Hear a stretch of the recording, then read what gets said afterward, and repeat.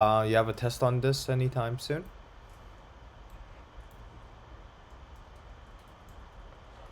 Oh, right. Okay. So I'm gonna pull up our board.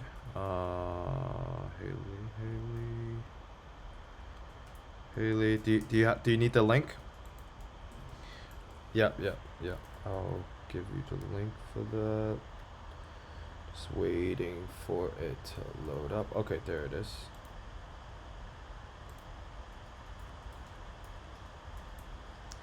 Okay.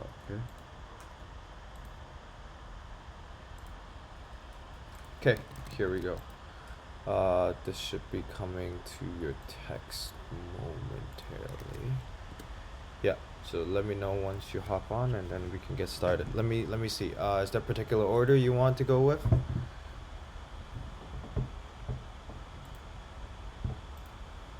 Okay. Yeah, so maybe point to a specific question you want me to go to first. Okay, 7 and 8. Alright. Alright, so right here we have the tangent line. Oh, let me just put the question on here so we can see that.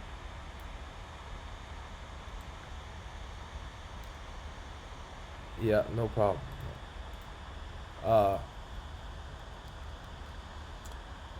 Yeah. Okay. So the tangent line to the curve. There's the function there. Wait, are you still with me? Oh yeah, you are. What was that?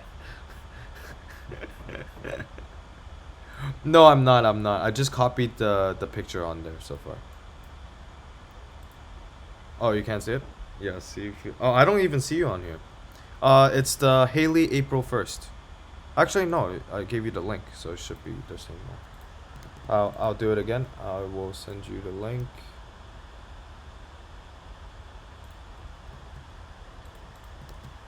Yeah, there should be a whole bunch of stuff from last time too. Maybe press that one more time.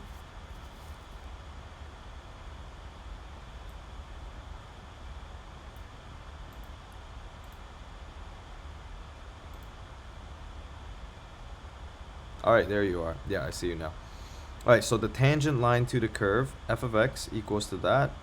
At x equals to 4.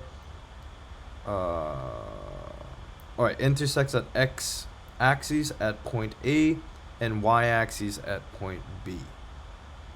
Alright. Okay, let's just draw something out. I don't know exactly what this negative e to the negative x looks like. I kind of do. You know, e to the x is just an exponential function, which goes like this, right? So if you're flipping it, so negative in the front means you're flipping it vertically, means it goes down like that. So then if you're flipping it horizontally as well, so probably something like this. Okay, but we didn't need to know that. I just want to sketch something to the best of our abilities. But what we do need to say is that we are at 4. So at 4, it's going to intersect. So the tangent here is going to intersect the x-axis at a certain point, A, and it's going to intersect my y-axis at a certain point, B. So I know I'm drawing that a little bit crappy. Let me do that one last time. Sorry. I drew that a little bit crappy. So I kind of want to go like... Let me just curve down a little bit more. So... Okay. So let's say this is where it is. So it's going to intersect at point A and B. I know B is very close to my point, but I don't mean for B to be intersecting where my curve is. Okay, I hope you get the point. Find the exact area of the triangle being formed. So I need to know that area. Okay, so let's think backwards. If I want to know the area, all I really need to know is the x-coordinate of the A. Okay, so x-coordinate of the A and the y-coordinate of the B. Because if I know those, then I basically have the base and the height. Right?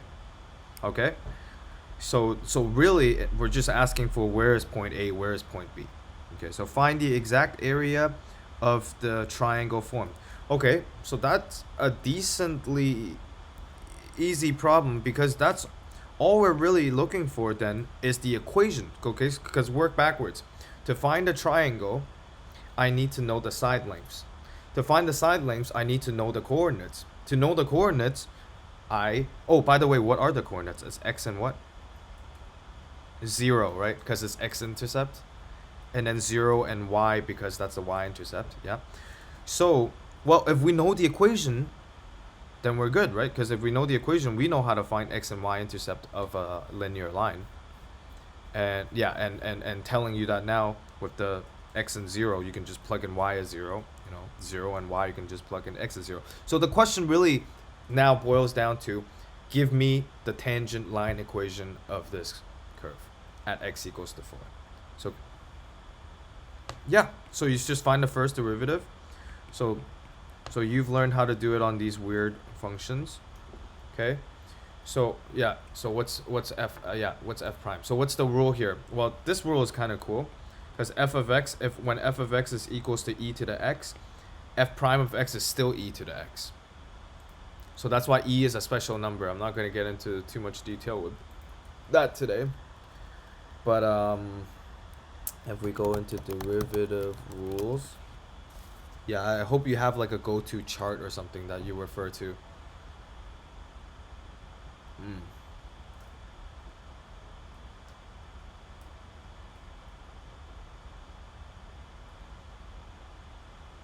Yeah. So I might rewrite that, right? I will rewrite that as negative 1 over e to the x. Yeah, because the negative is negative. E to the negative something, you can separate that as like, basically I'm saying that's e.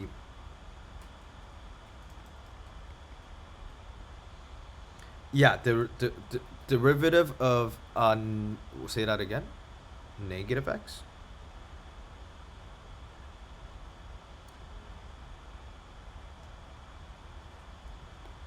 Oh, okay, yeah. But I said I rewrote it as negative 1 over e to the x. That might make it easier, you think?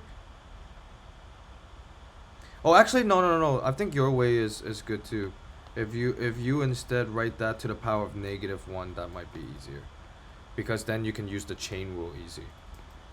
Right? Because then you can say f of x is equals to negative x to the power of negative 1.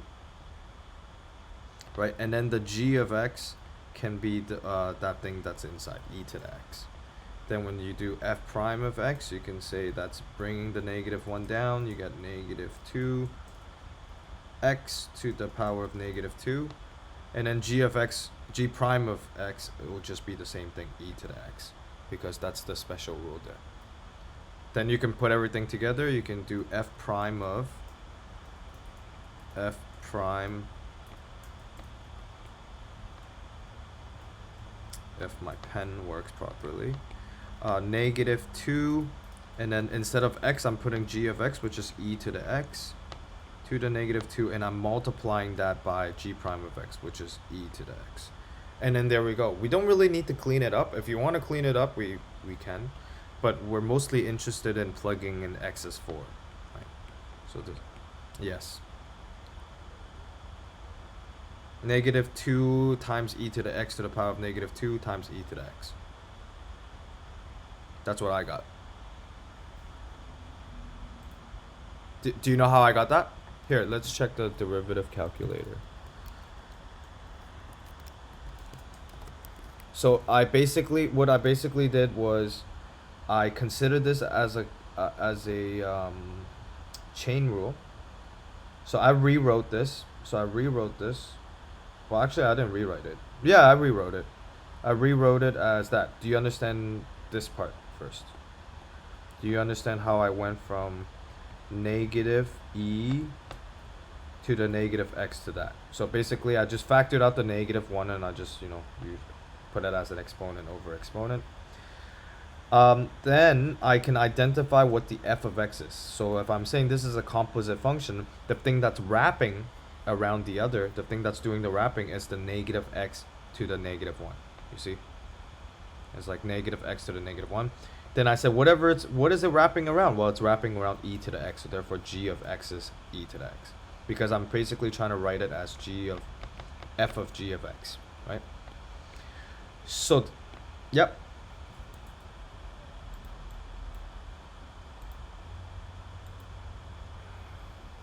Okay. Here, I'll fix that. So you're trying to write g of x.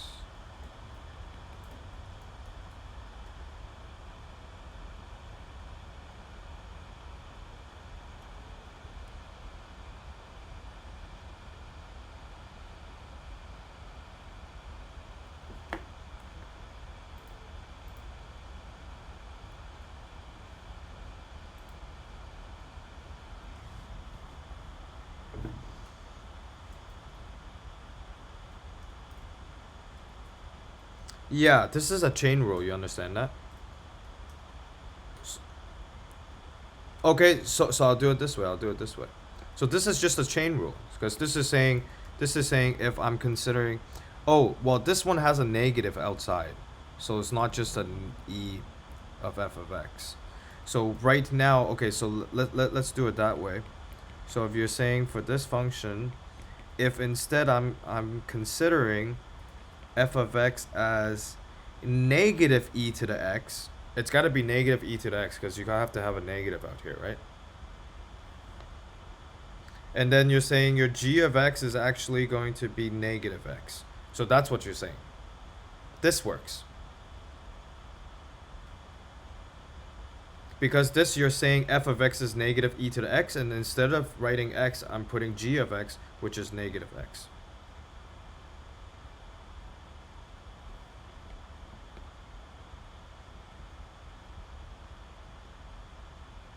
Yes, I know, but I'm just switch the f of x between f of x and g of x, because the way we've been doing it, f of x is always wrapping around g of x, right? Yeah, so if f of x is negative e to the x, then g of x will be negative x. Here, did you want me to flip it the other way? I can do that too, so you can do. Alright, so I'm saying this function is basically g of f of x, since you want the g wrapping around the f, I can do that, that's no problem. So you're saying g of x is basically then negative e to the x. And you're saying f of x is negative x.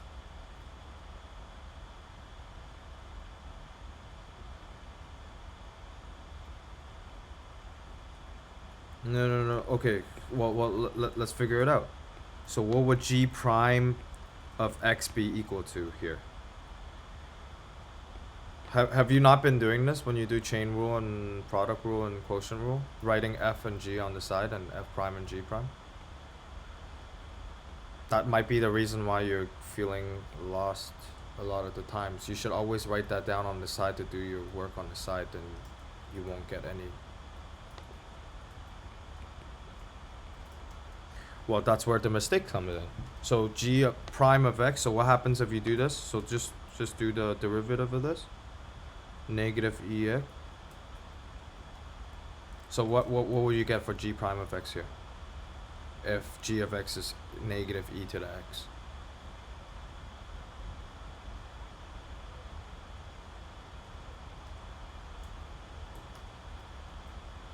No, but you just said you wanted to let f of x be negative x.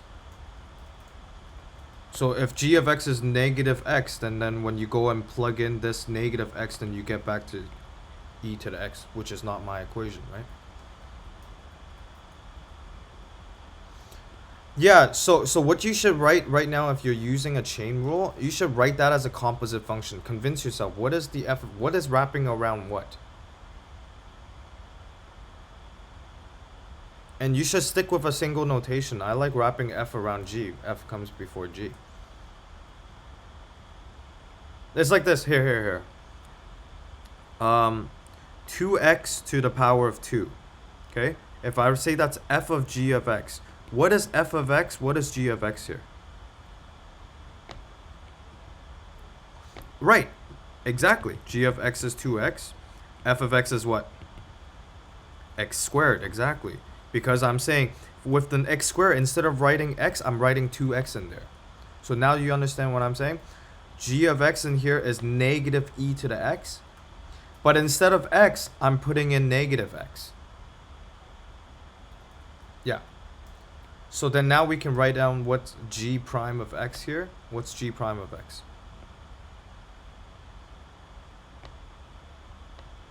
Negative e to the x is the exact same thing. You can use a product rule if you want. This is negative 1 times e to the x. So you know you do the derivative of the first one first. So 0 times e to the x. And then that's going to be plus negative 1 to the e to the x. So therefore it's negative e to the x. Yeah, you got that part. And then your f of x. So this is probably where you make that mistake. So here, this would have been, so x, so transfer the 1 back here. And then x minus 1. Oh, that's just negative 1. So now you're going to put these together, right? We're going to put them together. We're going to say this is equal to negative e, so g prime of f of x.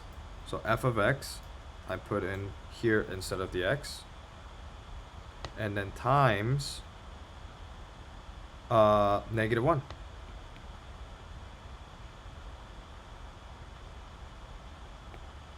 Oh. Okay, so then you just need to simplify. You didn't need to simplify my first one. Look, because what happens when you multiply them?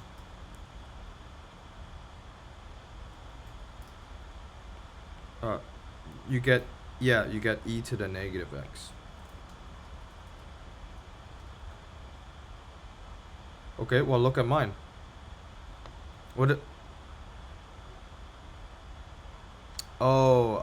I probably made a mistake. That's probably why. Because negative 1 times 1. Yeah, that's positive. Yeah, I just made that mistake. I added them. Yeah, because f prime of x should actually be positive 1 x to the negative 2. Yeah, that makes sense. My bad. Yeah, I made a mistake here. This is x to the negative 2. Okay, so there, why is still not the same as yours then, right here? Yeah, because this is e to the x. If I rewrite e to the x to the negative 2, I basically put e to the x to the power of 2 at the bottom here. Then, you know, you can cancel out to be 1 over e to the x, which is just e to the negative x. Yeah. Okay, then what do I do with that?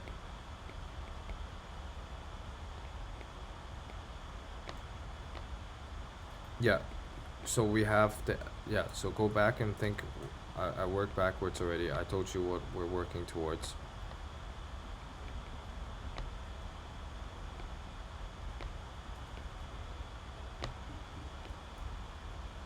Yeah, so what are we subbing in?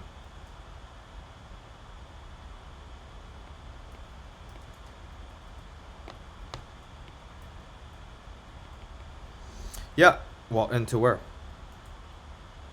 Into the f prime, because we're saying what is my slope? Because right now I'm looking for my slope. To get my line, I need the slope and the b, right? So to get slope right now, I'm basically subbing f prime of 4 into e of negative x. So it'll be e to the negative 4. And depending if they want approximate answer or exact answer, 0. Yeah, so I guess we're going for approximate answer. Okay. Okay, 0.0183 is what I got. So that basically means my slope at x equals to 4, right? Yeah, is 0.0183. So now what can we do? How can we find out? Well, do we have a point? Because if we have a point and a line, then we can get an equation. But do we actually, yeah, do we?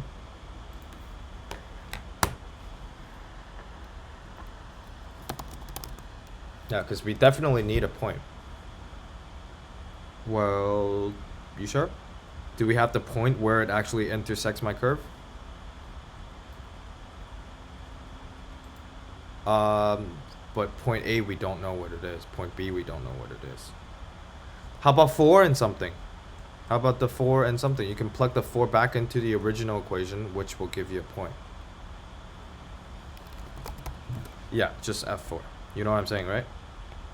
Yeah, so F4, yeah.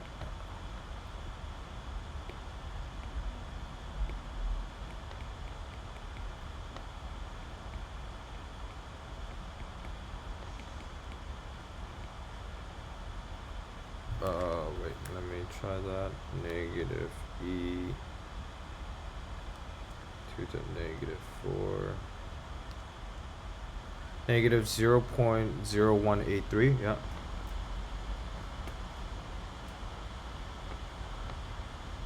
Oh, wait, it's just negative of the last number we did.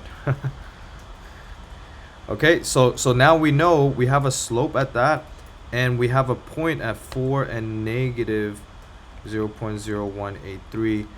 So now you can put them together. I'm gonna go wash them real quick. You should probably consider doing exact solution version too, because there might be a decent number for this. Let me see. Okay, so now we know we have a slope at that, and we have a point.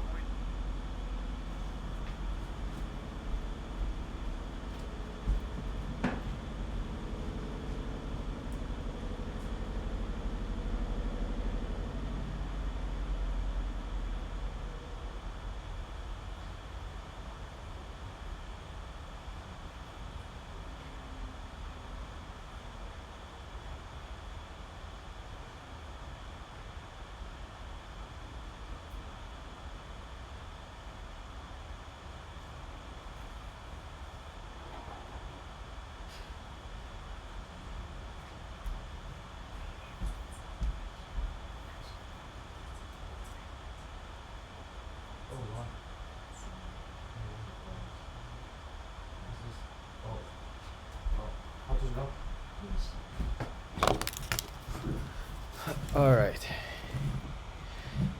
Do we have an equation now? Almost. Okay. Take your time. Oh, actually, no exact solution because we're solving for an area at the end, right? Yeah. So I don't think we need to. Yeah, if you take enough solutions, it should be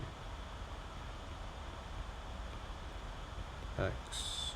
Yeah, just tell me what the B is.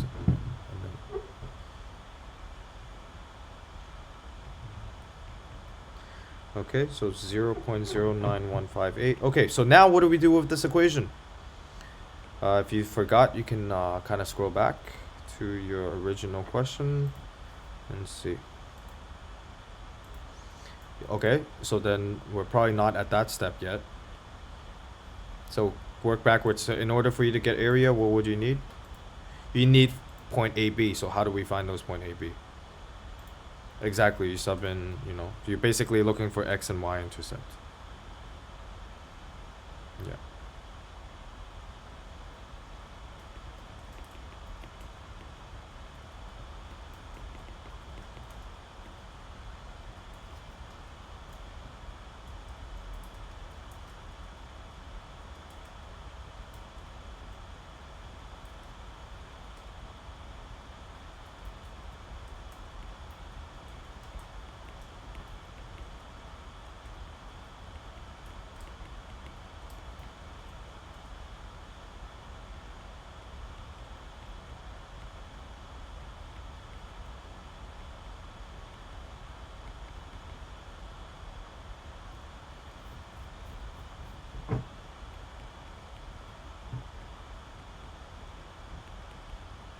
$4.99. Probably it was supposed to be a 5. It got rounded, right? So if you did exact solution, you'll probably get 5. Yeah. But exact solution, that means like actually leaving it in e to the x or whatever. Yeah. But I know you should be able to know how to work with that.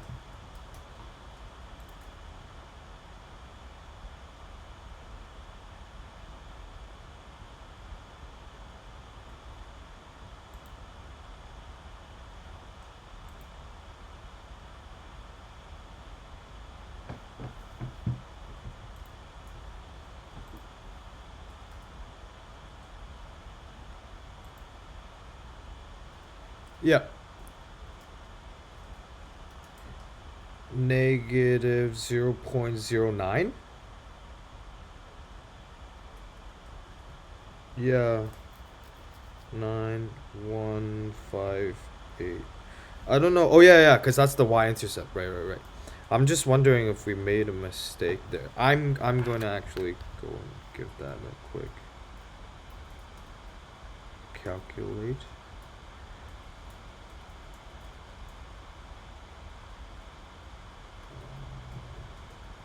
Okay.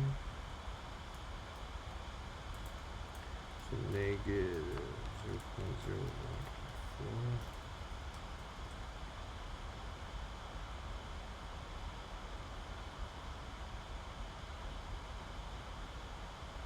Minus.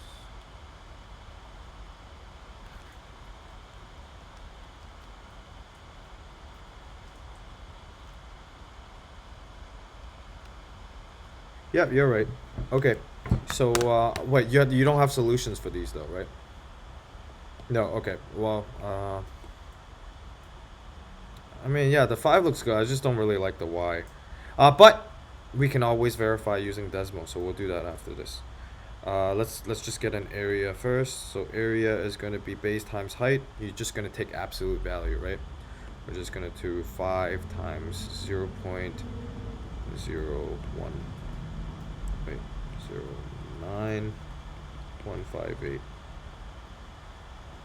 divided by 2.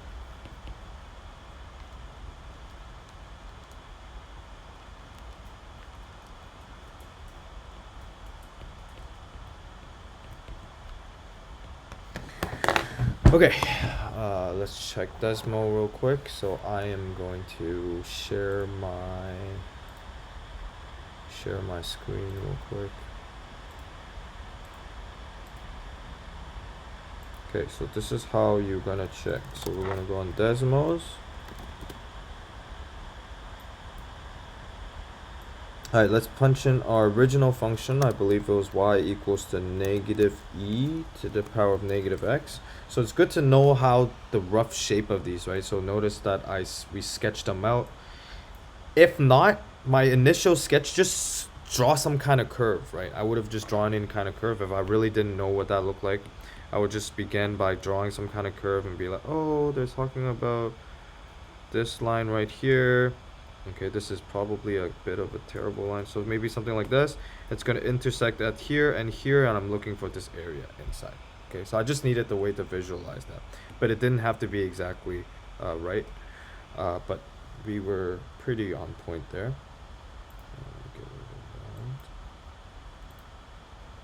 So, okay, so, and then we said our equation was what? We fitted our tangent line to be y equals to.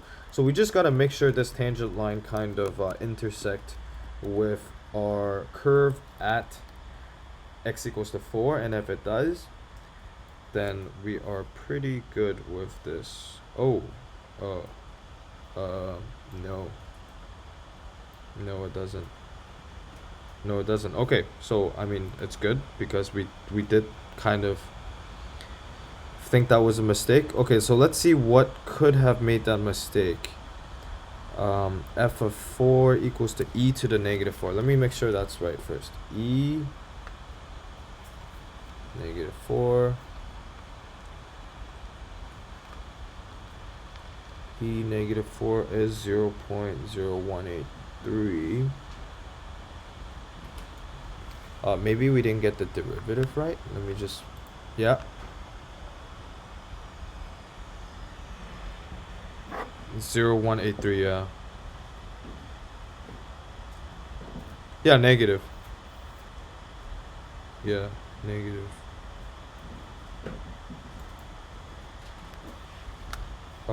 Maybe that was the issue. Did you put negative when you went to calculate this? 3 times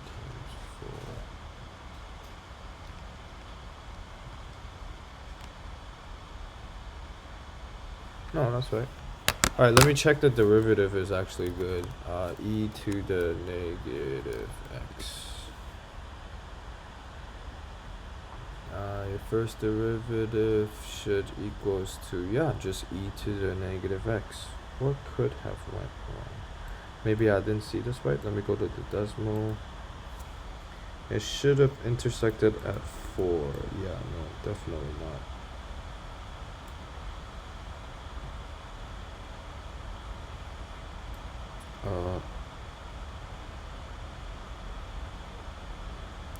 Oh, is it? Negative 0.0183. And then minus 0.0183 times 4. Oh yeah, it is minus. Maybe that was the mistake. Minus 0.09. When you calculate it, did you put plus or minus?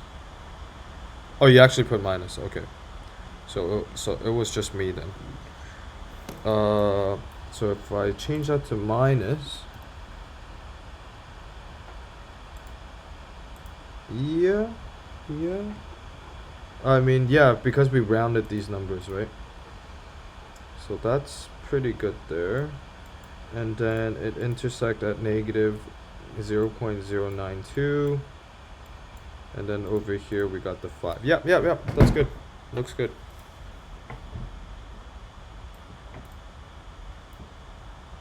Yeah.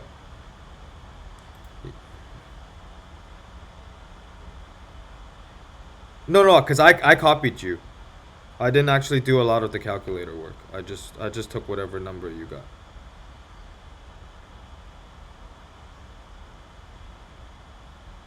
Oh, did it tell you to sketch it? Yes. Well, our original sketch was pretty on point already. So yeah. Yeah. Label A and B. Did they tell you to do that? Sketch a labeled graph of function. Oh yeah.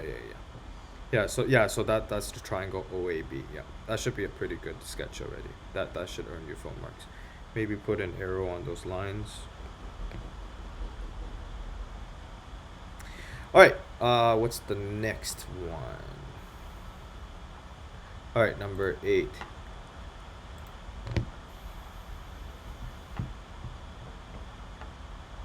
Number 8. Okay.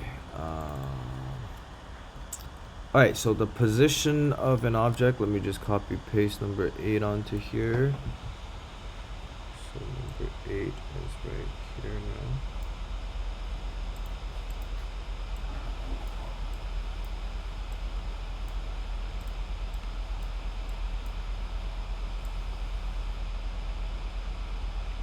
Alright, number 8 is down here. Alright, big one. Alright, let's make sure we get all of them points. The position of an object is given by that equation. We're restricting the domain to time being positive, where S is meters and T is in seconds.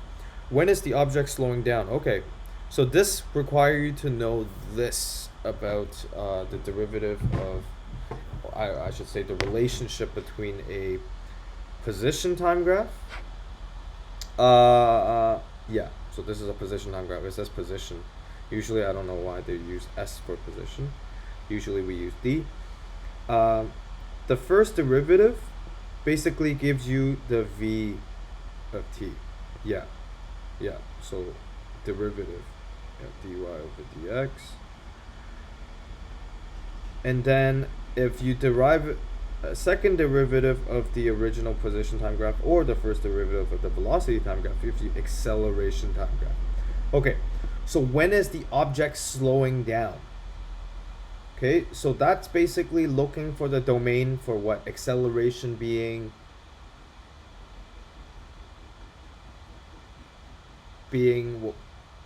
being negative is what I was looking for.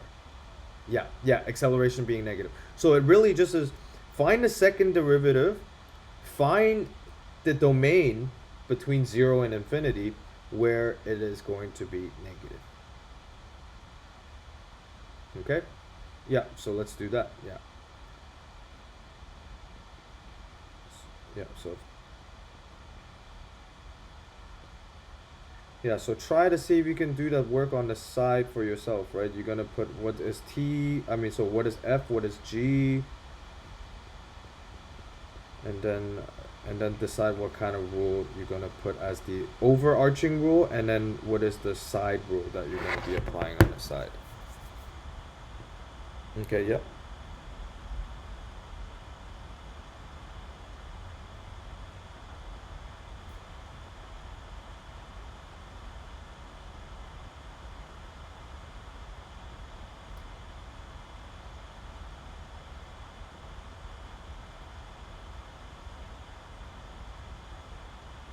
So the G needs a little bit of a chain rule, right?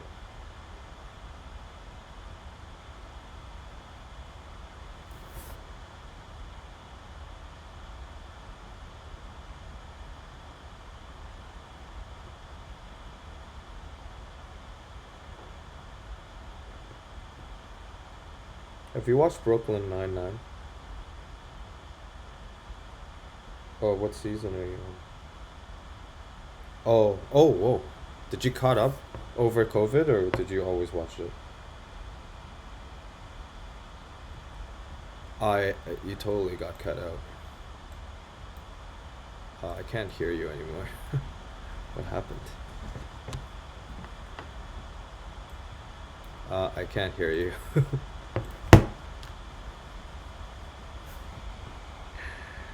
No sound. What happened? Maybe you muted yourself? Did you press mute? Can you unmute yourself? What the heck happened? You just went like wonk wonk. Can you talk? Yeah. Oh, there you go. What happened? Okay. All right. Anyways, yeah, you're still working, right? Wait, what were you saying? So were you watching? Oh, you already watched them. Okay. Yeah, we watched it in like a course of a month. Yeah, I finished it. So now we moved on to Community. Have you seen that one? Oh wow. Huh. Oh, okay. Yeah, we're on season 2. All right. So did you get the V of T yet, or almost? Yeah.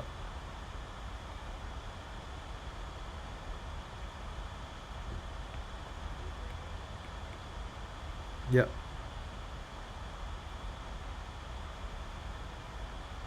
Okay. Yeah.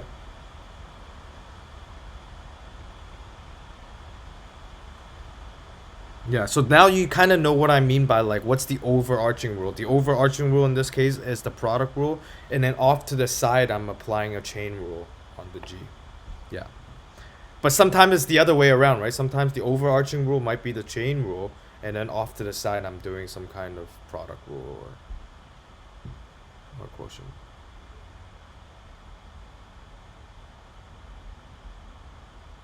So no, I did a chain rule. So I know they wrote out a special rule, but it's not a special rule. Like the only new rule here was the fact that when you have f as e to the x, then your f prime is going to be still the same e to the x. So how I'm viewing this is I'm basically seeing e to the 1 over 1 minus t. I see that as a chain rule. I see that as supposed to be e to the x, but instead of x, I'm putting 1 minus t. So it's almost like that little thing is the g of x. So the rule is you're supposed to do a f prime of x. So f prime is still the same thing. So e to the power of g of x. So I still write the same thing. And now I have to go in and derive the 1 minus t, which is 1 minus 1. So then when I multiply them together, I get negative e to the power of 1 minus t.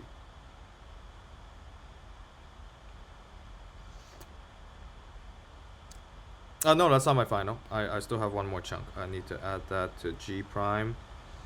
I need to add that to G prime, or I guess minus. Yeah. And that's gonna be F.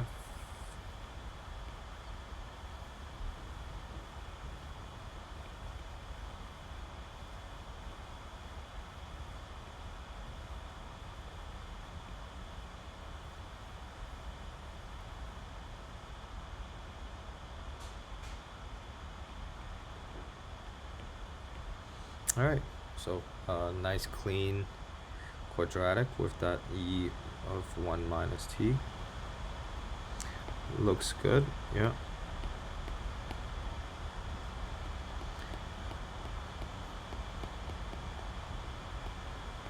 My pen is, I'm waiting for it to load. Oh, there it is. It's 2t minus t squared. My, wait, nope, not minus 1. That's a 3, right? I meant plus 3. Yeah, plus 3. T squared. Yeah. Alright. Wow, this pen is a struggle today. And then we can move on to the second time now. We're gonna go do that one more time.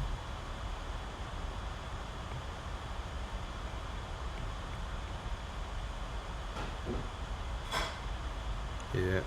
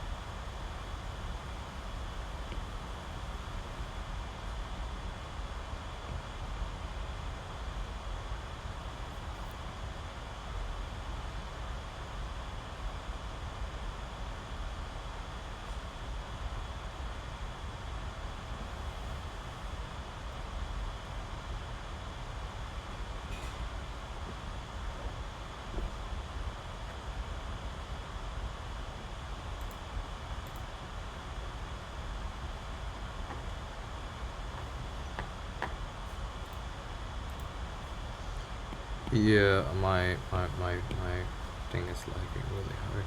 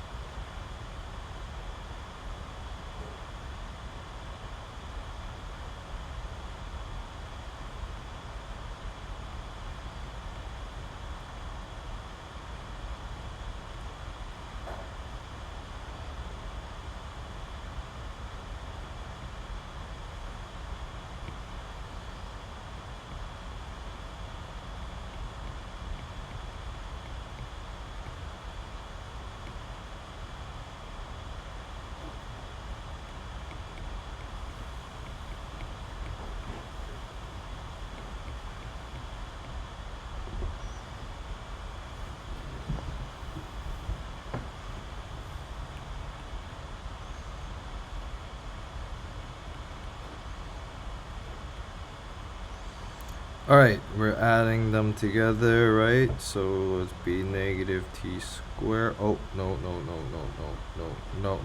I'm gonna factor out all the negatives. Yeah, so it's gonna be t squared. Come on. Alright, I'm just gonna do it on a side piece of paper or something. So it's gonna be t squared. Yeah. Minus 4t, and then we're going to have minus 1 or plus 1. I think it's minus 1. Yeah, minus 1. Yeah. Okay, so now we can go to the last step now. So now that we have the acceleration time graph, it's almost like now it's just reference to this graph. We need to know when is it going to be negative, because a negative acceleration means we are slowing down or, you know, turning back in the opposite direction. You know what? Actually, it might be a little more complicated than that. And here I need you to kind of look at this for a second here. So I'm assuming this is what's going on. I'm assuming, and we can kind of peek at Desmo and see what's going on. Actually, let's just look at Desmo and see what's going on. So I will go and plot this equation on, because here's what I wanted to say. What I wanted to say was, you know, this means you're speeding up, right? This means you're speeding up. So I'm speeding up. So this is position time graph. I'm speeding up. So this means I'm slowing down. This means I'm slowing down. But yeah. But when I'm coming back down, that's also going to have acceleration. So what I'm trying to say is, just because we find negative acceleration, you actually might not be slowing down. Because imagine if I'm going backwards and I'm speeding up. So something like this, going backwards and speeding up. So something like this. This would lead to having negative, more and more negative slope like that.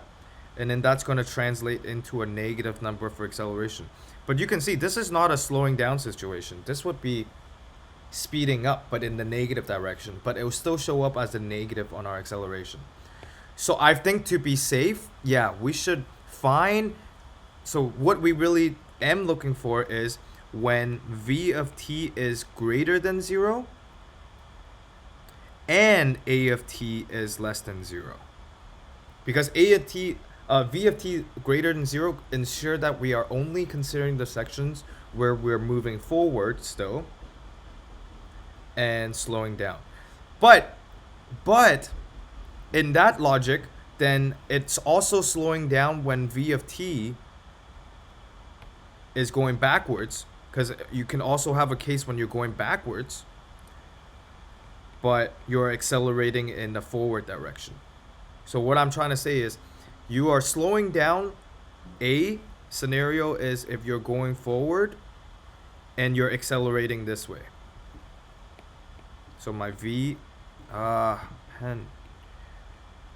If my v is, so I'm going forward, for example, and I'm accelerating backwards. Or the other case would be if I am, so no, this is slowing down because I'm and I'm accelerating backwards. No, accelerating backwards. Yeah, but it's slowing down, right? Because it's almost like if I'm driving forward and I have a horse in front of me that's pushing against where I'm going, then I kind of is slowing down in a way, right?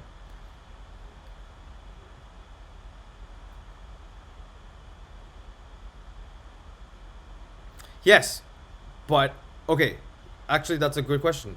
So I'm still going up. I'm 100 kilometers per hour. I put on reverse. Do I go reverse right away? Or do you think that reverse is going to help me slow down to 0 first and then go backwards? That's what I'm saying. That's the slowdown I'm talking about. What you're thinking is afterwards, after maybe a few seconds, I'm going backwards now, and then I'm still accelerating this way. Yes, I'm speeding up.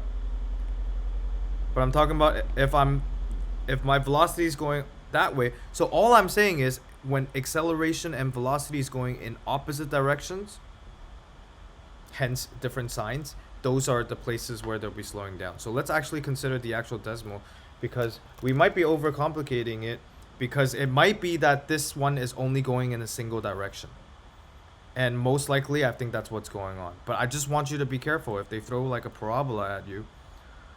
So this is t squared minus 3. T squared minus 3. And then we have e to the 1 minus t. So e to the 1 minus t. 1 minus t. Okay, so actually no. So you do have to consider my case. Okay, so let's actually look at what's going on here. We're ignoring everything on the left side of the y-axis because we're only considering time positive. So what's going on here? let's actually forget all that derivative stuff. We're just analyzing this graph here. So let's create some kind of story, right? This is distance away from what? Let's say distance away from my house. So there's a positive direction and there's a negative direction. Positive direction is my front door. Negative direction is my back door.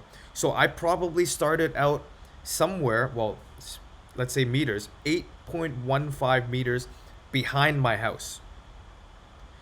I'm walking towards my house.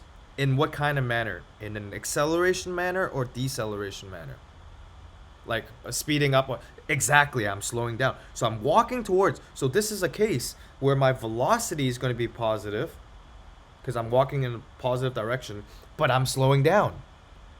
So I'm accelerating in a negative direction. So this will translate. So this section from 0 to wherever this peak is, I'm guessing that's the peak, to 3 seconds. So the first 3 seconds, it's basically walking in the direction of my house. Well, I'm going to pass my house, but I don't really care about that. With a negative acceleration, which means I'm slowing down. So at 3 seconds later, I'm actually at a rest temporarily. I'm actually at 0 velocity. That's my turnaround point. So I'm turning around and now I'm walking back towards my house.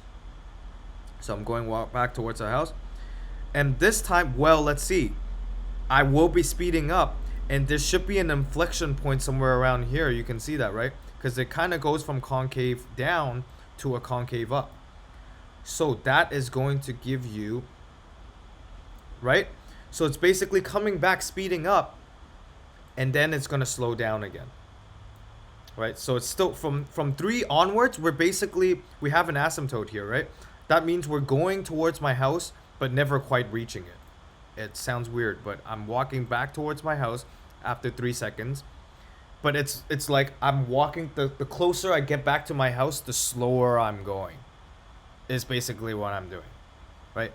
And specifically, there's a point where I'm speeding up, because you got to go speed up from 0. So I'm speeding up to a certain point, and then, yeah, actually, so now we can superimpose my VT graph onto there. So it's going to be basically the same second chunk, but with -1, 2, and 3. -1, 2, and 3. So -1, 2, and 3. So what I'm saying, -1, 2, and 3 is -1, 2, yeah, plus 2, and then what was it? Plus 3. Okay. So this is exactly what we were saying, that in the first 3 seconds, we are actually slowing down. Look at the speed. So this is like, the VT graph is what you see on your speedometer, on your car. That's showing you how fast you're going at this given moment. So at this given moment, your car right off the bat, so it's you don't even get to accelerate. So right at 0 seconds, you're already a part of the motion. You're already in the middle of a motion, which is going backwards in a negative direction. And we can see we are slowing down because the velocity is dropping to 3 seconds. It's going to reach 0. And then the negative means we're actually going backwards now. Backwards, more and more positive, because the absolute value of velocity is how fast you're actually going. But the more negative, then the faster in the negative direction. More positive than positive direction. So we're actually speeding up here, you see. So this is where we indicate that inflection point. So it turns out inflection point is around 4.23 seconds. At 4.23 seconds, well, after that, it's going to slow back down again. And as I said, it's going to slow down the closer we get to our house. Let's look at the acceleration time graph now. So lastly, the acceleration time graph is so same thing, but 1, -4, -1. 1, -4, -1. 1, -4, and then -1. Okay, so if I consider this one, let's just maybe put the blue on hold for now. We are saying all the negative directions are when I'm slowing down. Okay, so this seems a bit weird because our mind isn't really trained. Even if you take high school physics, this is called jerk. We don't really consider jerk. Jerk is changing of acceleration. So just know it as positive and negative right now, because you know, it doesn't make as much sense in our head to change acceleration. But that's basically you putting like different amount of pressure onto your gas pedal, right? Because if you put it halfway, you are accelerating, you're speeding up, right? Constantly. But if you are modifying how hard you're pressing it. But anyways, don't worry about that. Right now, just know if it's positive or negative. If it's negative, right, you're either speeding up in the negative direction or you're slowing down in a positive direction. So what we're saying here is between 0 and 3 seconds. Wait, did I even write this equation right? E t squared minus 4t minus 1. Yeah, so we're going to see a negative value. So we're going to see negative value all the way to 4. And the way to interpret that is you are slowing down from 0 to 3 seconds. So why is it still negative after 3 seconds? That's because you are, not that you're slowing down still, but you are accelerating in the negative direction. Yeah. So that's why if you just consider the acceleration time graph and finding the interval where it's negative, then you're going to be in trouble. Because you're going to say, oh, from 0 to 4.2 seconds, it's slowing down. But that's not the picture. What you want to actually say is, it's actually between 0 seconds to 3 seconds. Because that's the only time you're going forward. Yeah, and also where?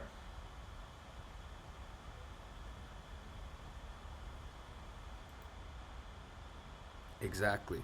So we're really just looking for the intervals for which the x and so the blue and the green are in opposite directions. You see, between 0 and 3, you have a positive blue, negative green. Okay, after that, they have the same sign, until you get past 4.2. See, they're in opposite directions again. That's exactly what I was writing right here. Yep. Yeah, exactly. Because until infinity, because there is no end to this one. It's an asymptote, and that's the thing we were saying. We're basically walking towards a house, slowing down indefinitely, and never quite reaching the house. Okay, so I hope that breaks down why we're doing this. So basically, we are looking for these two scenarios: when v of t is greater than 0 and a of t is less than 0, and when v of t is less than 0 and a of t is greater than 0. Can pretty much, you can do that, building that, number line thing as before. Yeah. Do you want to finish this or should we move on to the next one? Yeah.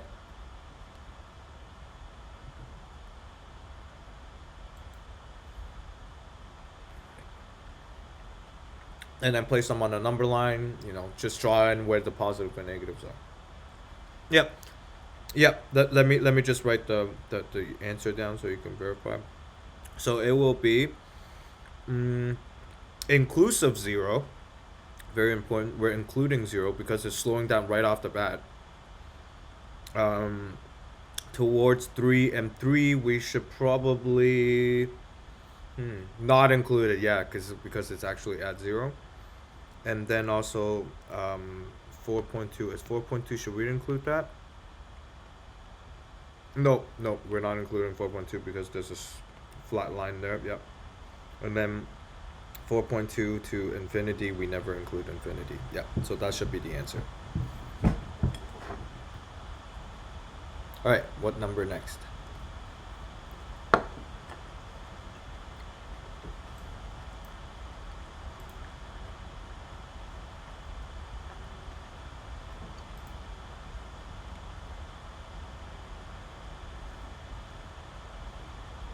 And you know about derivativecalculator.net, right? There's tools online you can verify your derivatives. Here, I'll give that site to you. And I like this site because it also graphs it to you, so you can kind of peek at what the graphs look like without going to Desmo. I will give that to you over. Oh, you got it? Okay. Yeah. Okay. Which question?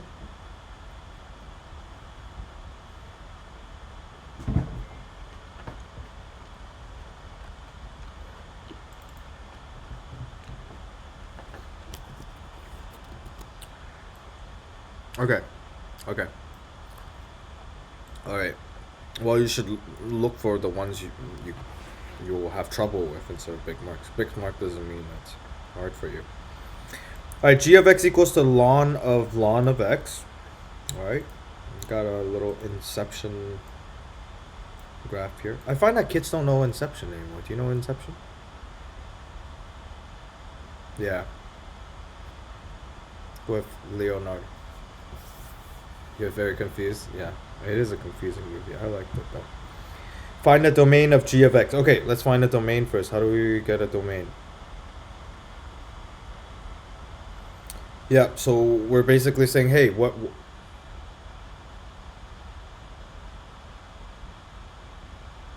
Okay. Yeah. So what can ln x be? Pretty much. That's what we're saying.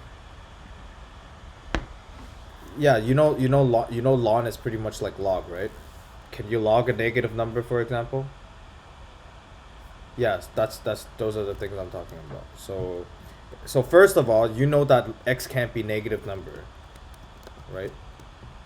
So let's see if there's anything more than that, because there's probably more we need to. So right now, for now, if it was just ln x, it would be x gotta be greater than 0, right?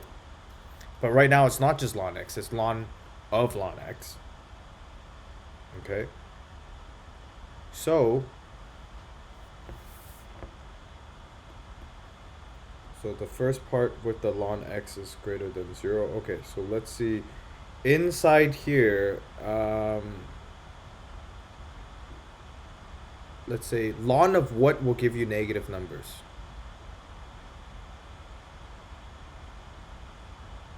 So for example, okay, so if it was just ln x, right? Because right now that's not what we're supposed to do. Because if it was just ln x, it'd be x greater than 0. But right now I'm saying it's ln of ln x, which means that your thing inside this bracket here, whatever you're lning, the outer one, cannot be less than 0, right? So we basically say that ln x has to be greater than 0. Then we solve for x. Do you get that?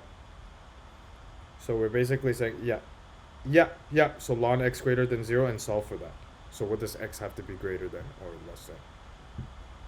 So how do you get rid of the ln? To get rid of the ln, we're going to take e on both sides.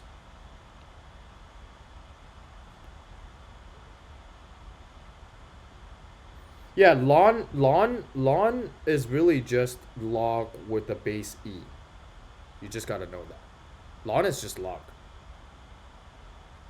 But instead of, when you write log, usually it's log base 10, right? Ln is just a special log, but it's base e, which is 2.72 or something like that.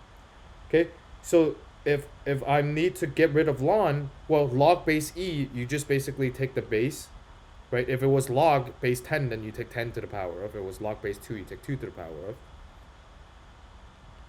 Yep, on both sides. Yep. Yep, so then that gets rid of the ln, so now you have x is greater than, what's e to the power of 0? Well, anything to the power of 0 is just 1. So therefore, there you have it. Your domain in here is that x has to be, well, x is an element, all real number, and then x has to be greater than 1. Does that make sense? Right. Because e, basically, ln is a log base e. Yeah. So if it was log x equals to 0, then you would have did 10 to the power of log x equals to 10 to the power of 0, and then that would have got rid of that. Yep. All right, so that took care of the A part, and then now we're going to look at B. B says, find the equation of the tangent to the curve of g of x at its x-intercept. Okay, so we're going to find an equation of the tangent to the curve at the x-intercept. Well, last time they gave you a point at 4. This time they didn't give you a point at 4 because you're going to solve for that. So you solve for x-intercept for your g of x first.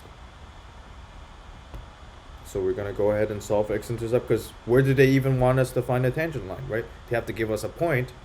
So that point they're telling us as the x-intercept. So x-intercept we know is x and 0. So what that means is we're plugging in 0 as the y for our original function. Okay.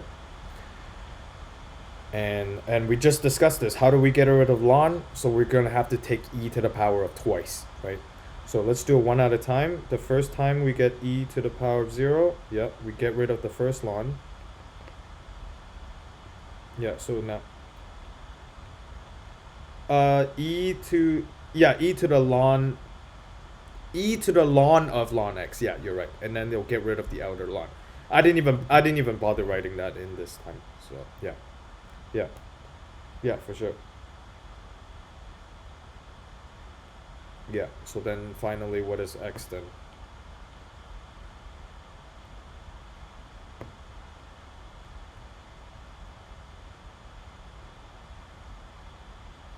Yep, and then the good news, yeah, what is e? Sorry, what is x?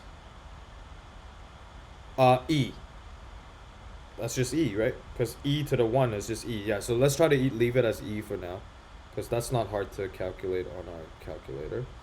And this time, the good news is we don't even need to find the y-coordinate, because remember last time, we also had to find the y-coordinate first, because when we go find the slope, after we find the slope, we need the complete point, right?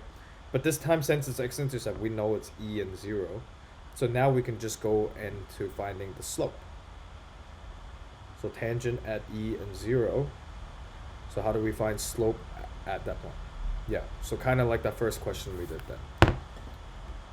Yeah, first derivative, and we're going to plug in e.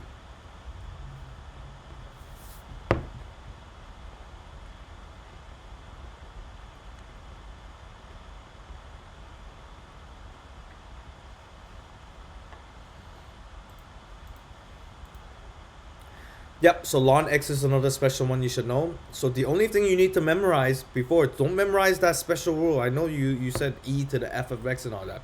Just e to the x is e to the x. Ln x is 1 over x. Yeah, because less new rule we have to deal with, then less confusing everything should be. Well, let's do it slowly. As I said, like I try not to do everything in one step, right? Just write it off to the side. This is a composite function. What's the big picture here? We have a chain rule as a big picture. So what is f and what is g? Write that out on the side. What is f prime? What is g prime?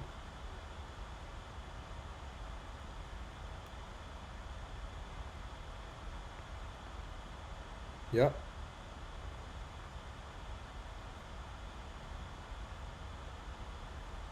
No. So f of g of x. So ln of ln x. Well, they're both ln x's. F is a ln x. G is also a ln x. Because just think about it. F is ln x. Instead of x, I'm putting in ln x. So f prime and g prime are both 1 over x. Yeah. So then y prime would just be f prime. Oh, whoops. I wrote that completely wrong. F prime of g of x, sorry. So f prime of g of x. I'm doing a chain rule. There's no product here. Nothing's multiplying. Another thing is you're not saying ln is multiplying by ln x. You're saying it's ln of ln x. Because ln is not a thing. There's no such thing as a ln. If you say ln x times ln x, that works. Ln x times ln x. Ln is not a thing. Ln is not itself like a variable or something. There's no such thing as ln on its own. Right? Like you can't say ln times ln 2. Like that would show up as nothing on the calculator. Ln 2 times ln 3, that works. But that requires you to have a variable on the ln, right? So this is ln of ln x. Yeah. Yep. So f of g of x, and then we're going to multiply that by just the g of x. Yeah, so that's going to give me this.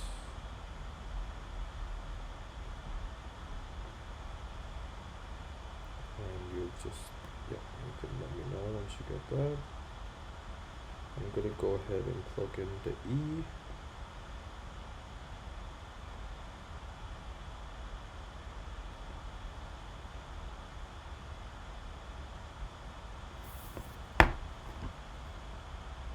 Yeah.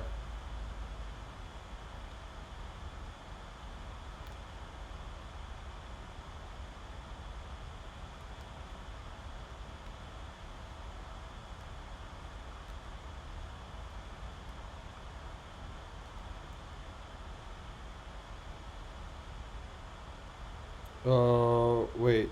You got. Wait, this is basically 1 over e, right? Yeah, 1 over e is basically the answer. So it depends if you want. What did they actually want? Did they want the equation? Because they want equation, we might want to do an exact solution.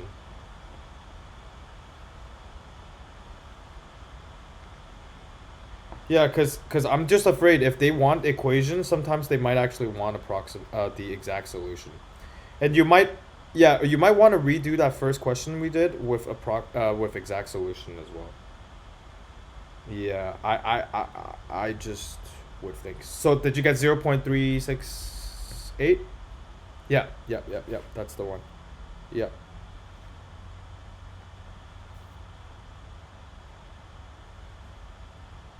Yeah, so why don't I do the exact solution and then you can continue with your approximate. So y equals to mx plus b equals to m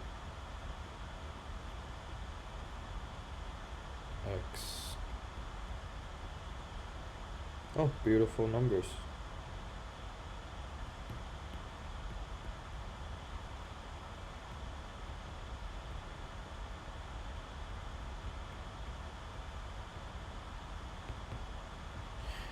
Alright, I'm gonna go verify that on Desmo.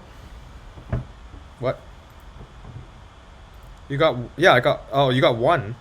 Yeah, that's -1. I'm an idiot. I thought that, yes, -1, yeah, -1. Yes, exactly. Beauty.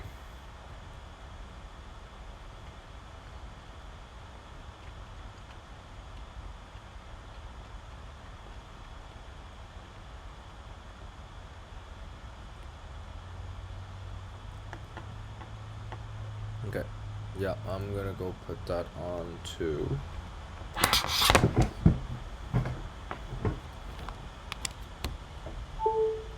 Alright, let's put that on to the Desmo. So my original function was y equals to, I think, ln of ln x. Okay, so first of all, we can verify, you can see the domain right here. We have a vertical asymptote at x equals to 1. So that's why x got to be greater than 1. We got that part. Second one was our equation. What was it again? Ex minus 1? Wait, no, it's not. Oh, 1, the tangent equation.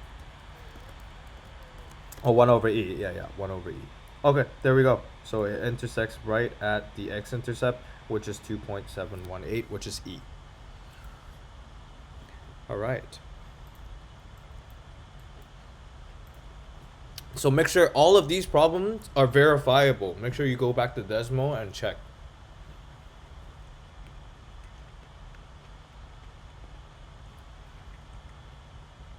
Sounds good. Yeah, why don't we take a 5? Yeah. Okay, I'll see you in 5.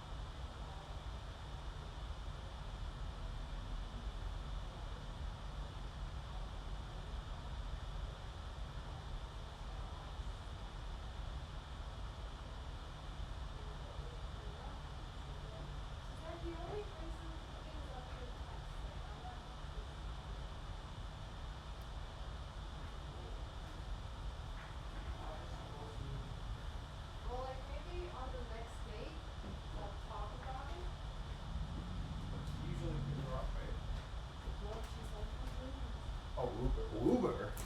From York, I think. Sorry? Like last time. That's even further away from York. I know, right? You never Uber to my house. I bus. Good thing. What do you mean good thing? Why is that a good thing? Cause like hers is probably because she came from TTC then. You know it's like Vaughan area. I don't know.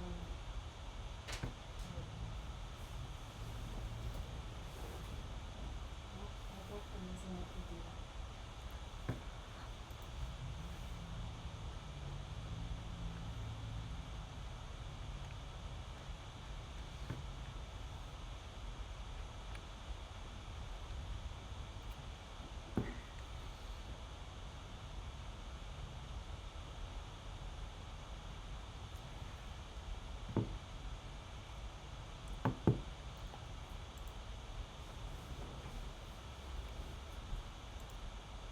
You want any bits? Do I want any drinks? Okay for now. Thank you.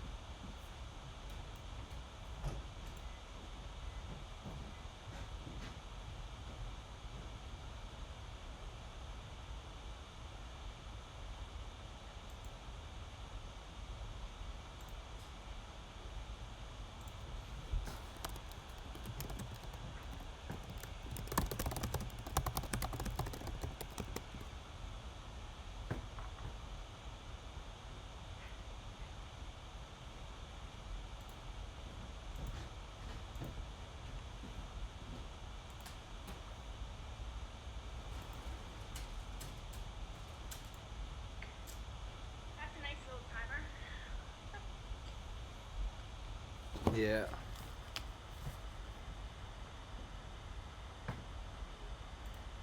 Yes I can. Yeah, I was just muted myself.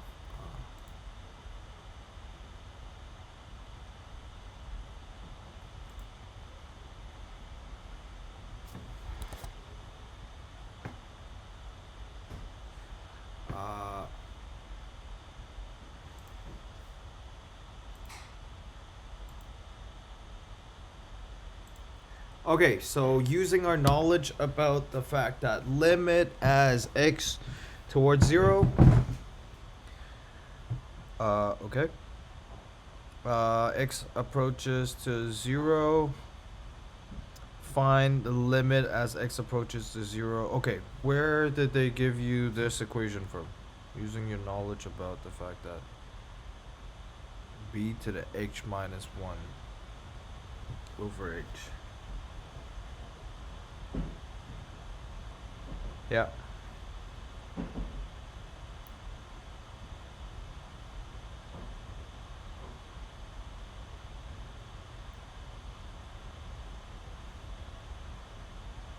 No.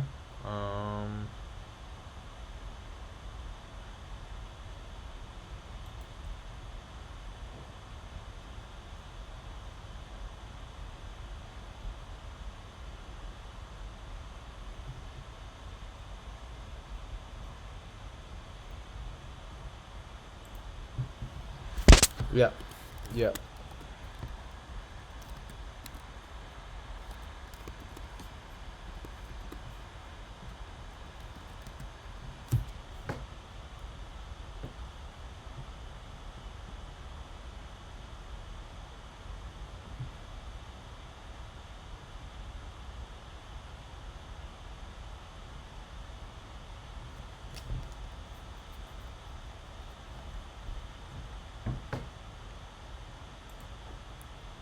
You're texting me, right?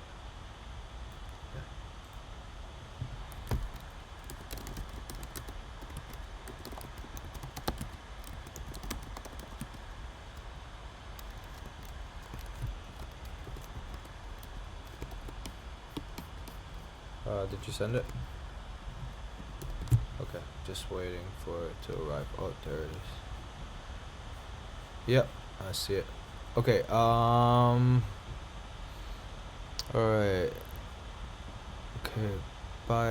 Okay, x equals find approximate value limit as each of the b. So let's summarize. If f of x equals to b of x, then f prime of x equals to b of x times limit as x. Okay. So we're saying if f of x is equals to b of x,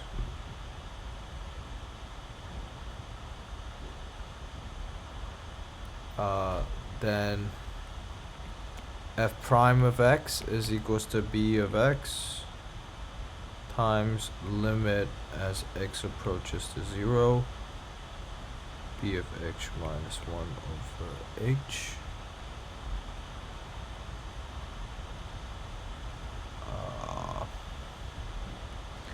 So that means f prime of x is equals to b of x ln b.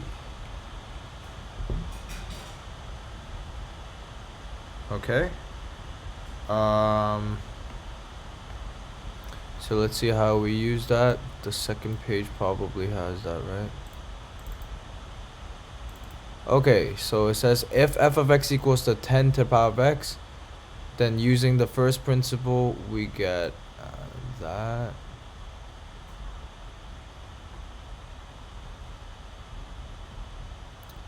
Then, okay, so if f of x equals to b of x, then f prime of x equals to b of x times that.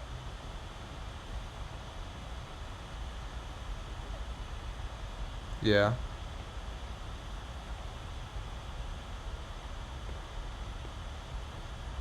Yeah, well, the base in our case is going to be 3, right?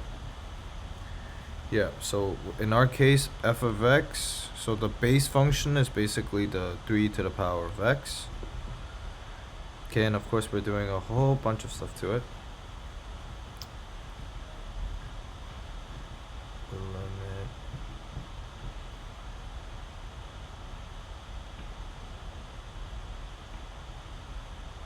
F prime of x is equals to that.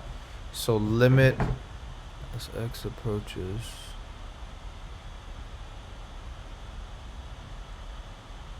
Okay, so we're basically saying that the limit here, so that limit of h approaching to 0 for 3, all that is just going to be equals to f prime of x, where f of x is the b to the power of x. So 3 to the power of x, for example. So let's find the first prime for that. First prime would be what?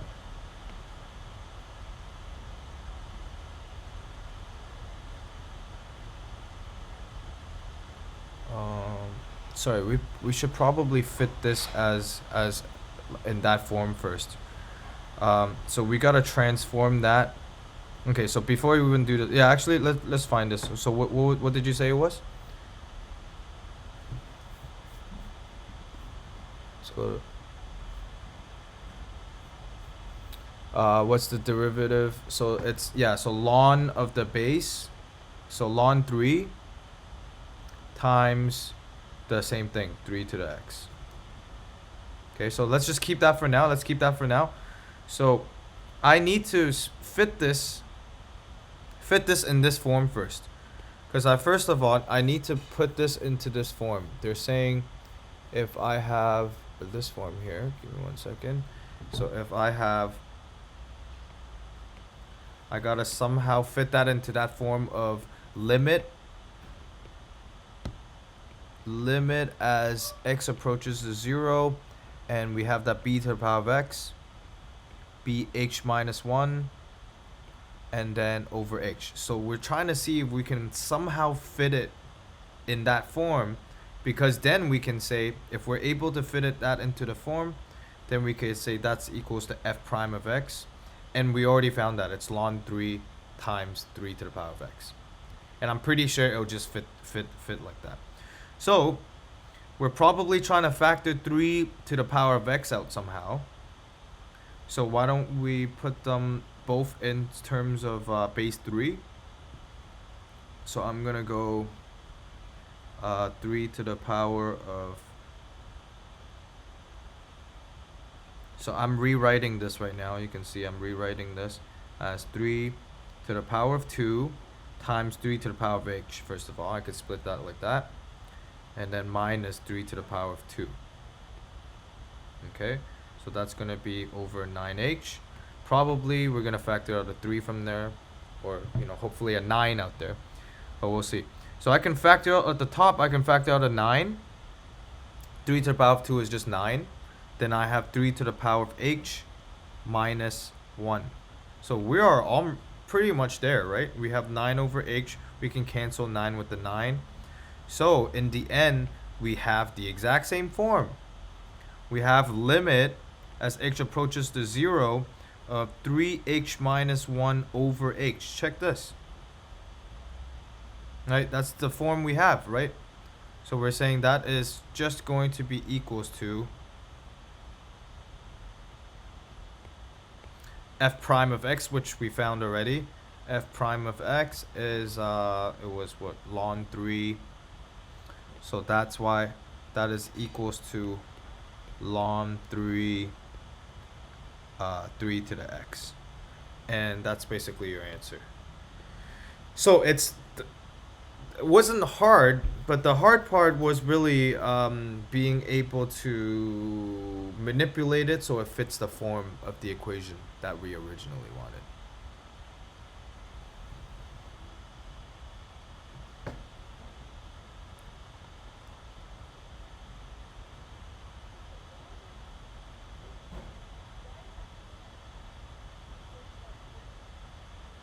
Oh, yeah, that's the rule, yeah. They said f prime of x is equals to that. So the general case right here.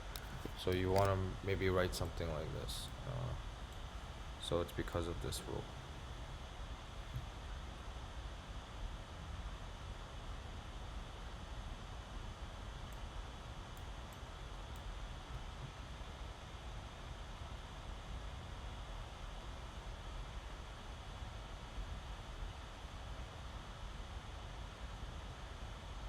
Oh, actually, give me 1 second. I think I'm missing one thing. Because it says, this is the actual equation. So it says f prime of x is equal to b of x times that lim thing. So I'm actually missing b of x up here. So b of x was the b of x times that. So I actually need to divide it. So in the end, dividing both sides by the 3x, 3 to the power of x, I should say. So in the end, if I divide both sides by 3 to the power of x, then I'm only left with ln 3. So ln 3 is your answer. Because the rule says f prime of x, right? So that's the derivative, first prime, is equals to b of x times that whole thing. Yeah. And so we squeezed out the whole thing, but we forgot to put in the 3 to the power of x. All right, next one.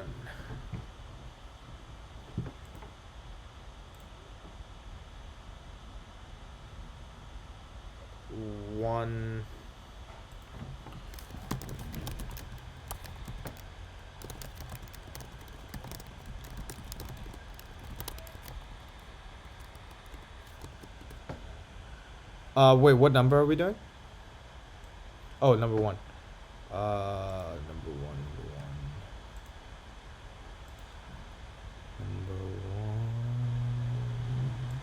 Okay, so solve for the exact value of x for that equation. Okay. Oh, this is a quadratic equation. Wait, what did you say? What was your idea? Oh, okay. So solve for the exact value for that. So right away, I'm seeing a quadratic here. If I do the u method, right? I can do the let ln x be u. Oh, that's the whole thing. Yeah. Be u. Then you end up with u squared plus u minus 2. And that's a perfect number. We can definitely do a factoring. So the two numbers are going to be plus 2 and minus 1.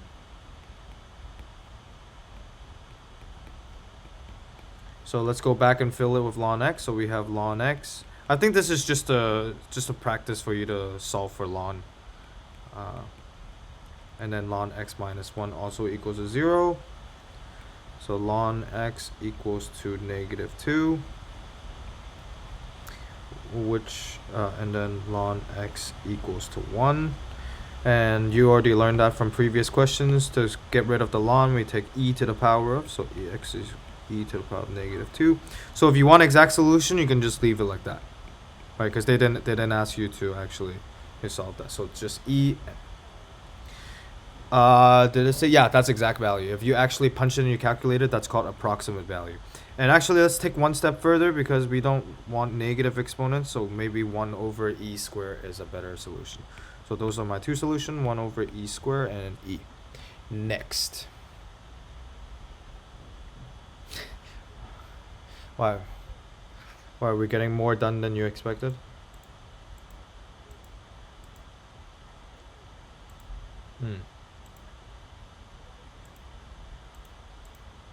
Yeah, yeah. Next. Number 2. Okay.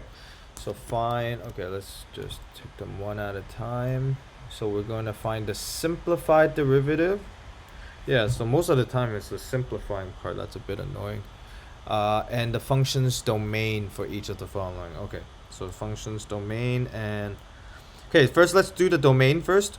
So I said any time you have ln... Okay, so in your mind right now you have... Whenever you have reciprocal functions, so anything with fractions, you know the bottom can't be 0. Second thing is you know that for square root of something, you know whatever is inside the square root can't be negative. So you equate it.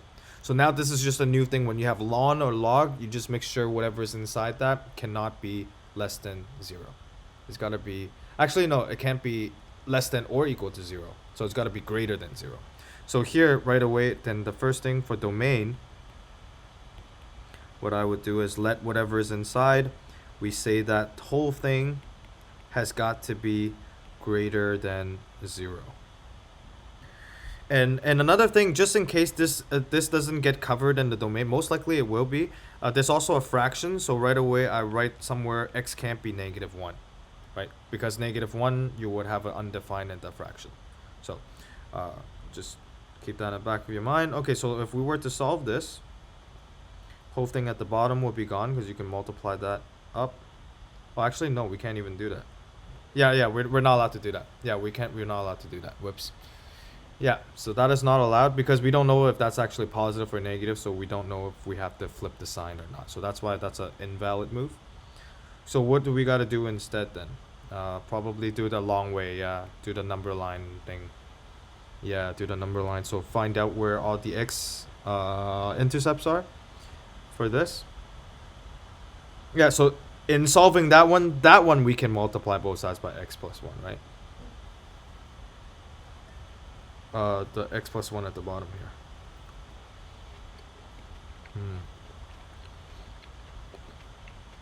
No, if I'm solving, if I write that as an equal sign, then I'm allowed to multiply both sides by x plus 1. So that's basically gone. And then e to the x equals to 1. So x must be 0.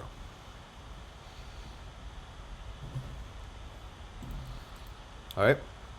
And then just plug a number beside it. Yeah. And then you can tell me what is it going to be negative or positive to the left of it. So you're subbing in a random number, right? So plug in -1 or something. Sorry? Why don't we sub in 1? X plus...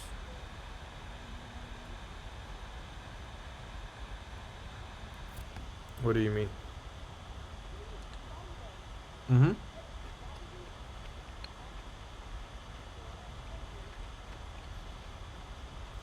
Because -1 gives you undefined, it doesn't give you 0.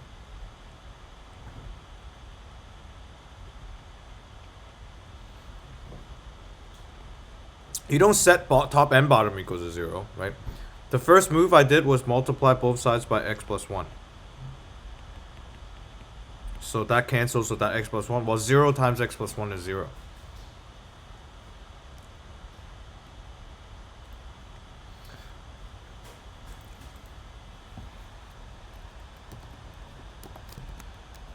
I'll verify that on Desmo as well.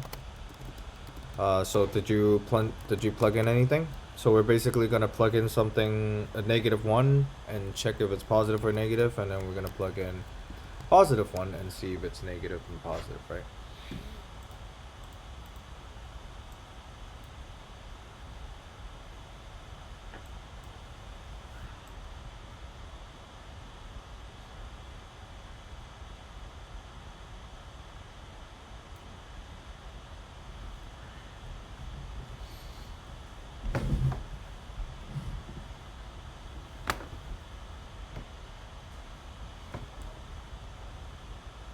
What happened?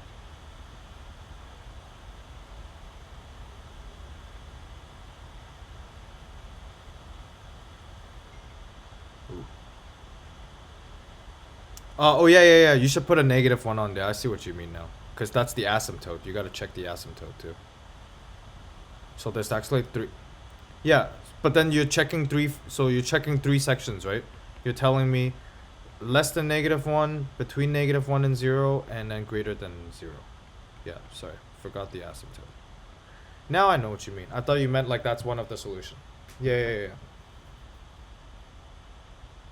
Oh yeah, that's why -1 didn't work. Yeah, but you knew that. That was a restriction.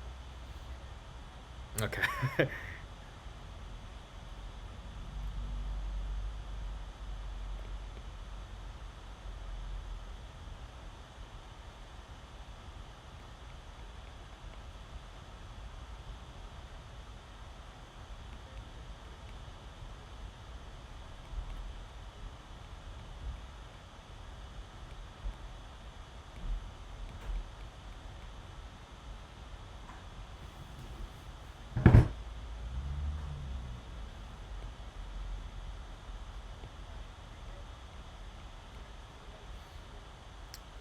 -1 to 0 is you said was sorry, negative? Yeah, negative. And then the first section was positive? Okay.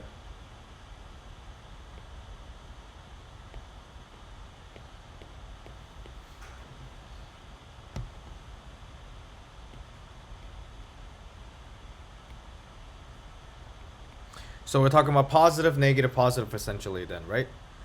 Okay, so what does that mean my domain is? So my domain, then we can say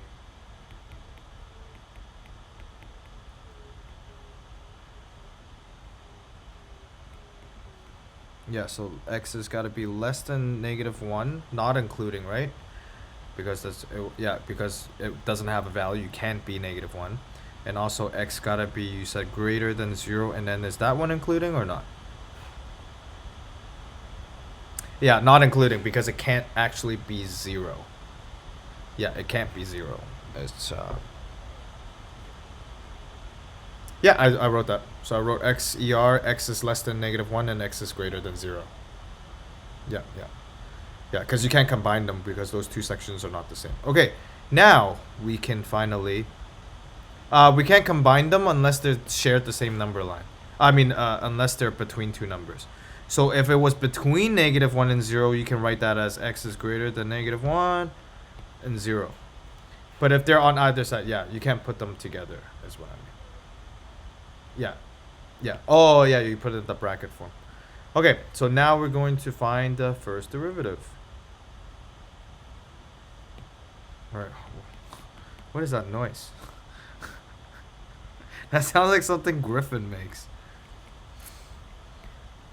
Alright, x plus 1. Okay.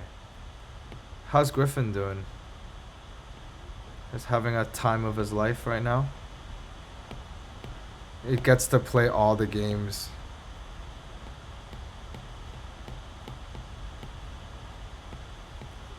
Yeah. You have a great year to have this. Especially when you got great marks in the beginning, then you can just keep that marks, right? Or yeah. Okay, so we got this. Yeah. So go ahead. Go ahead. Let's do on the side. What is F and what is G?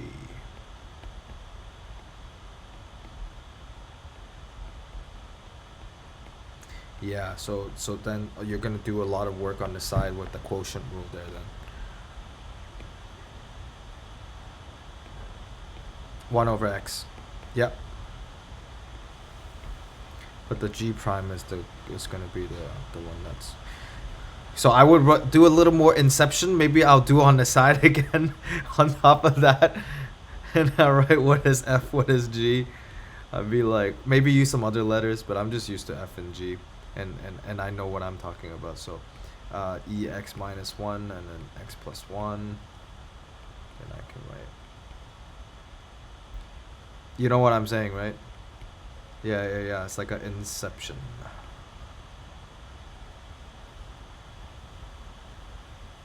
Yeah, so then when I go and apply the quotient rule, now I can use that. I can be like, it's actually F prime of F prime times G.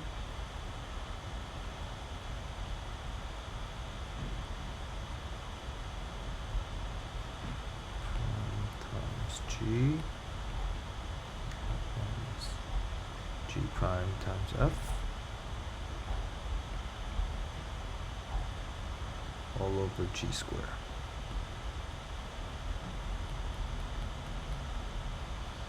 Okay.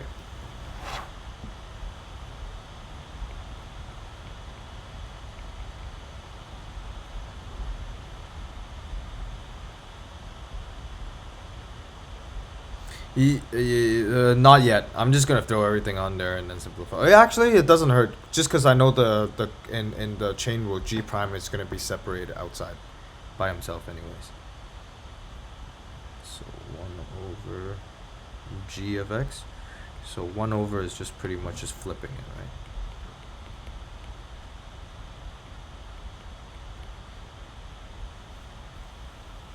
Times the g of x. Is it a good idea to open that, you think? What is this question telling me to do? Oh, I need to simplify. Oh, it's not even like I can plug in a number. That's the part I don't like. That's okay.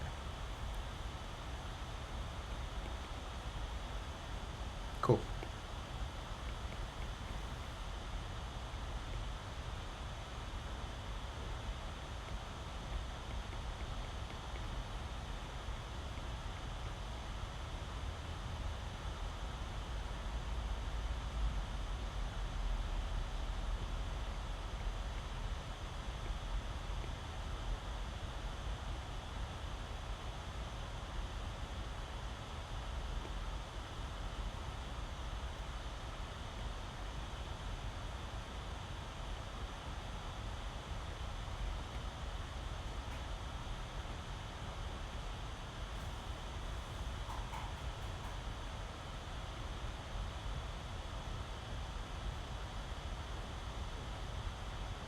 Okay, actually, it's not bad.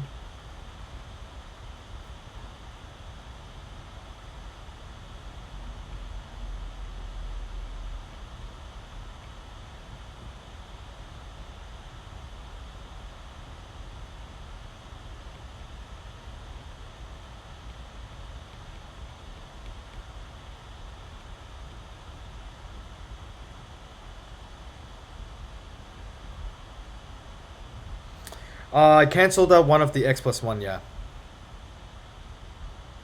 And then probably opening up the bottom would be a good idea, I think.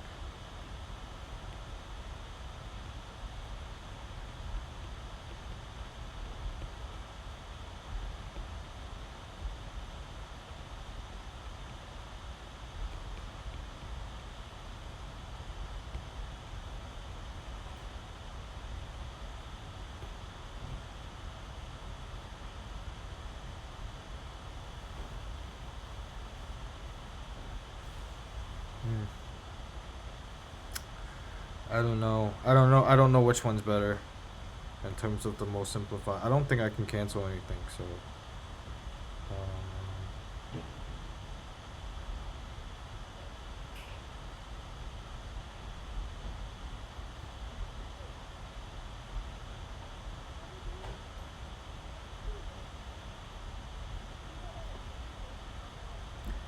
I would call that a chain, because that's a chain rule, because I'm doing f of x is ln x, and then instead of x, I'm filling it with that g of x, that big chunk there. I can type it into the derivative calculator. The why I love the derivative calculator is it shows me the most simplified version, and it's pretty reliable in that. So I'm gonna go ln e to the x minus 1 divided by x plus 1. So let's see if r simplified is simplified enough. They gave me the top version. Yeah. So they gave me this one. This one's good enough. So the bottom, I just expanded the bottom, right? So up to you. I don't know. You know your teacher best. I would say both of them are equally simplified. It is 5:50. We got 10 more minutes. I think we still got, yeah. All right. Let's do that. Let's do B. Oops, that's not what I wanted to do.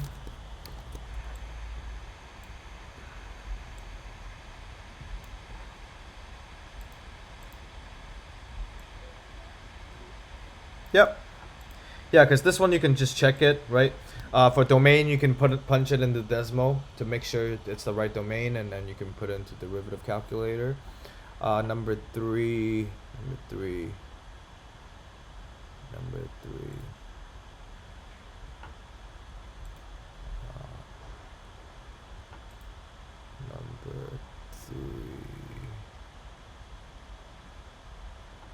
Okay, got it. Find f prime of 4 for f of x. Okay, so f prime of 4 for f of x. I'm going to delete this one right here. Alright, so f of x is equals to that. 2 to the power of square root of x times log base 2 x squared minus 9. Okay, the 3 decimal places. Okay, good. We can just put into simplified version. Okay, so it's just really looking for that first derivative then. Alright, so let's see how we should split this. So I would probably opt for a product rule. There's probably not much other ways to do that. And then we got G as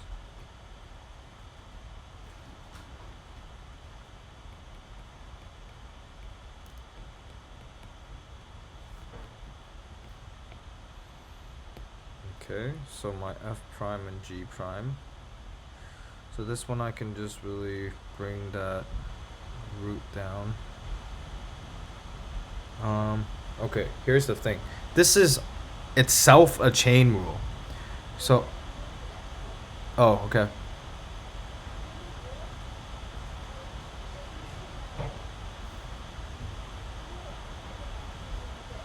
Sure. Yeah, I don't like using new rules because this is just a chain rule to me. So within that, I'm just doing a f as 2 to the x.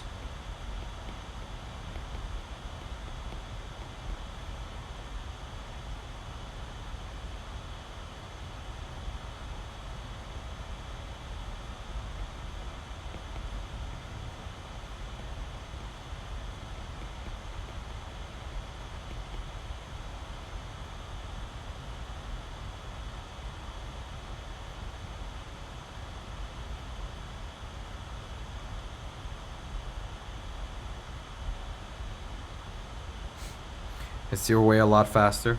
It seems like it is. Alright, fine. Okay, fine. Shortcut is good sometimes, but if you have a good memory, I guess. Ln 2.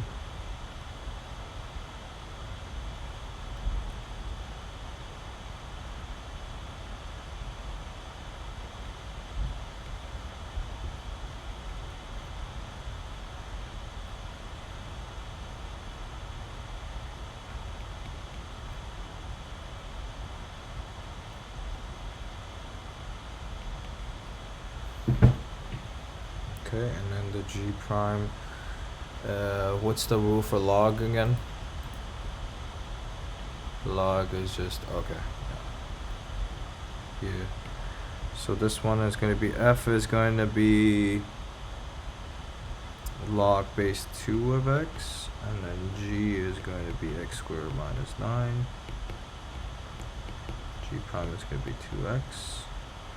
F prime is going to be, it was, what you say, 1 over x ln a, ln 2. So that one is going to be, what am I doing with this one? This is a chain rule. So f prime of g of x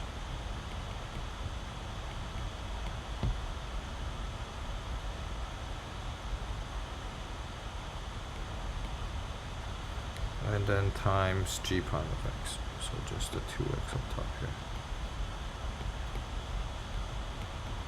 Alright, now I can put everything together. Now I have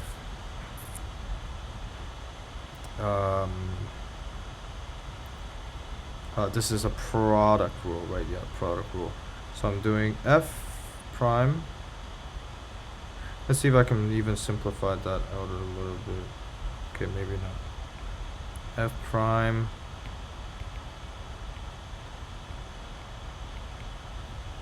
times g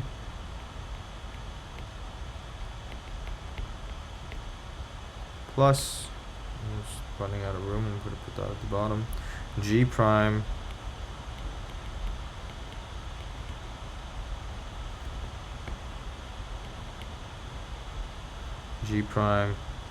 times f. Alright, so it's all about simplifying this. So I can see a couple of common terms you can probably factor out.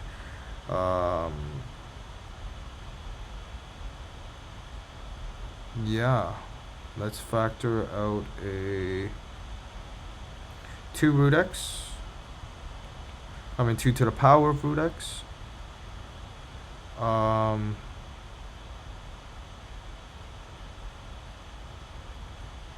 There's a ln 2. Oh, it's hard to see like that, huh? Maybe I should just put them together using common denominator even. Alright, you know what? I'm just gonna punch this into the derivative, so see where I'm working towards. Oh, what happened? Yeah, whenever you use the shortcut, it's actually no. Last time was good. Last time was my mistake.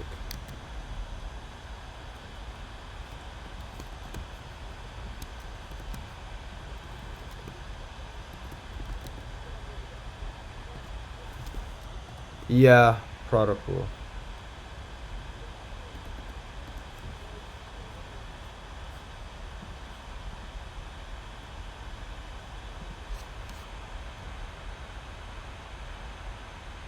Oh, that's how you write log.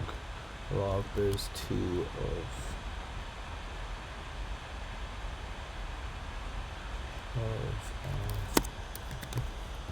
square minus 9.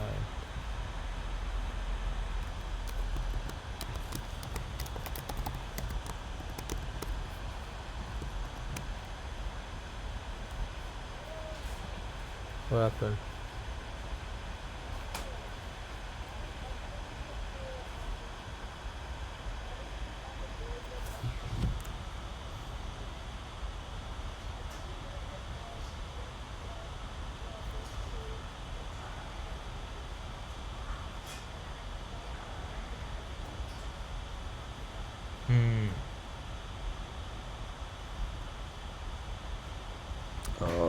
Wait. F prime 2 to the x. G is that.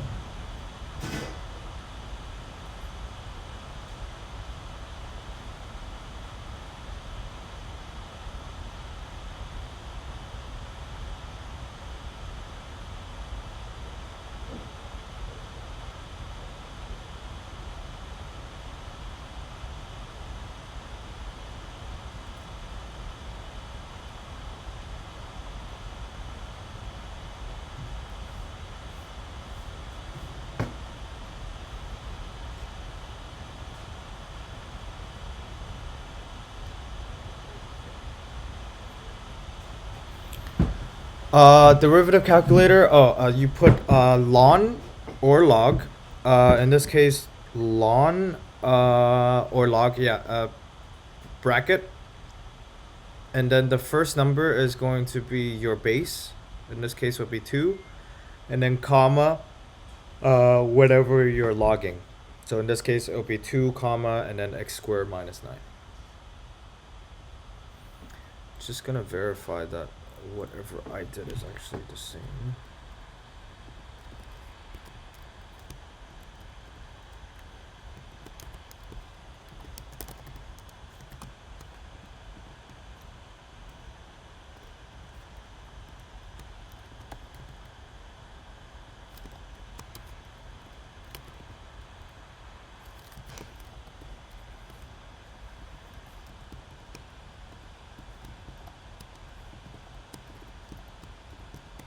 Okay, pretty sure if you just clean up my answer a little bit, I mean, that looks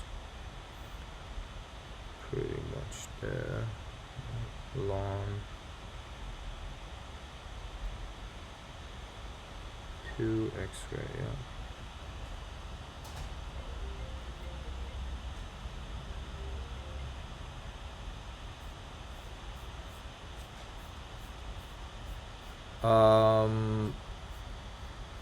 Yeah, you can type show steps too if you want to see their steps, but I showed you my steps as well.